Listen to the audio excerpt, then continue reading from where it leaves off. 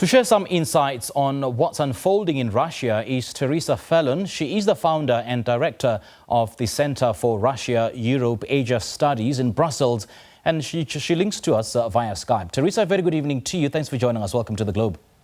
Good evening. Lovely to be here with you. It's an absolute pleasure having you on the show this evening, Teresa. Now, Russian police have detained more than 2,000 people in a crackdown on protests in support of jailed opposition leader Alexei Navalny.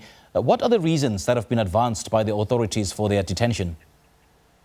Well, they have a very strong crackdown on the protesters. This was not a legal protest, but as we know, last Sunday, Alexei Navalny, after being out of the country for 5 months after the Novichok poisoning, he returned to Moscow, and he was immediately arrested upon arriving and is in custody. He called for protests on Saturday, and I was curious to see how this would turn out because it's a real barometer of support. But he said, don't do it for me, do it for yourselves and for your future.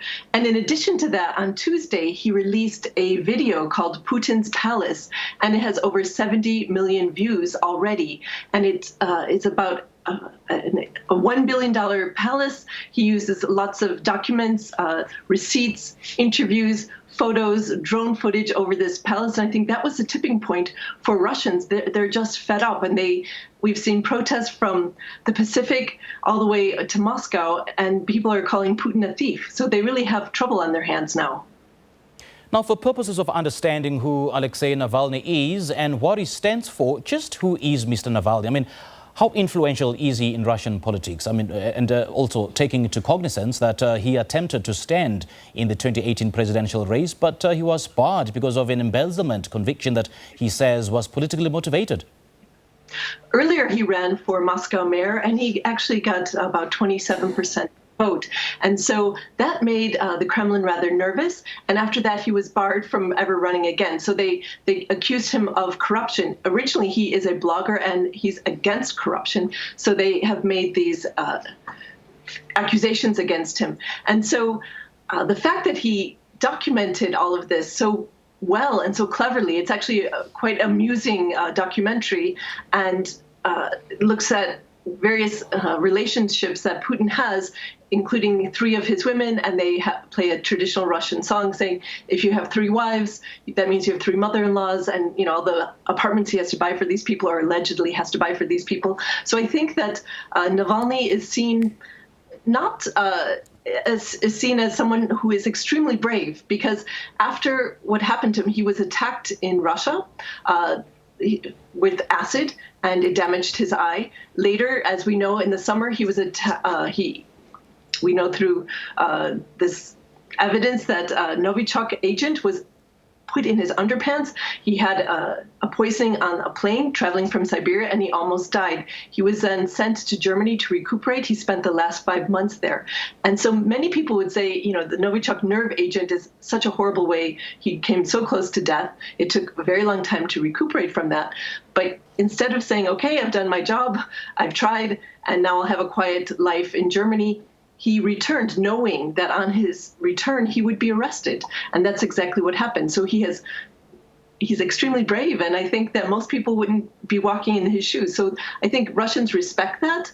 And the fact that it's not about him, he's saying, do it for your own future. And the economy is really in bad straits in Russia, and people are concerned about the kleptocracy. There's really no future for them if the situation remains as it has. And President Putin has been in power for 20 years now. The constitution has been changed. He has extended his ability to reign for another 16 years. So pretty much president for life. He'll be there until 83. The question is, will he want to stay president until he's 83? And so Navalny is kind of becoming a lightning rod for people's discontent that we saw from coast to coast in Russia, from the Pacific coast all the way to Moscow. It's absolutely amazing. I was really surprised by the amount of protest. I have to say, frankly, I was extremely surprised. We saw minus 50 degrees Celsius and people were out protesting. So it's incredible. Incredible indeed, Teresa. I mean, the fact that he was able to organize huge street protests from his jail cell against official corruption, isn't this perhaps an indication that President Putin's influence in Russia is gradually and steadily waning, and more Russians are now leaning towards Mr. Navalny? Well, people have said if they even had an election today, President Putin would win. I mean, he controls many levers of power. He has control of the media. He has been in power for a very, very long time. And I saw some interviews with the protesters, and some of them aren't really such big fans of Navalny, but they feel that they're fed up. They're sick and tired of this system. And I think that the documentary about the corruption of Putin and the ruling clique really pushed people to the edge, and they really are, for the first time in their lives, protesting, many of them. I mean, since there's no free polling in Russia, I mean, how is it possible to quantify the level and the extent of support that he enjoys? Well, there is one center that is very well respected. It begins with an L, Levrov, and it's respected by others. You're right. You know, you can control the media. Sometimes people are afraid to give certain answers. They don't want to leave a bad impression on the people who are interviewing them. But Navalny's support traditionally has been very small, but I think there is just growing traction. And the fact that President Putin will never even say his name. It's like the Voldemort of politics. So he calls him the blogger or the patient. So he refuses to even say his name and to avoid even giving him any sort of presence in people's minds. But I think with his return, his brave return to Russia, his rallying of the troops in the winter when it's very cold, COVID-19, all these other things, people surprised me and were out there, and not just protesting, but really brazenly protesting. We've seen footage of people throwing, snowballs at the riot police, and the riot police are pretty tough. You never want to get into a street fight with them, and people were not afraid. And I think that's sending a chilling message to the Kremlin right now. So they have to make a careful calculation. Do they get even more tough on the protesters? Do they lighten up? How will they handle this? Will they? Navalny's being held for 30 days pending his next trial. So what will the decision be on Navalny, on the future of Navalny? And it suffices to ask this question of whether the authorities were very, kind to him, because remember that he was allowed out of prison to campaign for the Moscow mayoral position in which he came second runner-up. I mean, how was that even possible?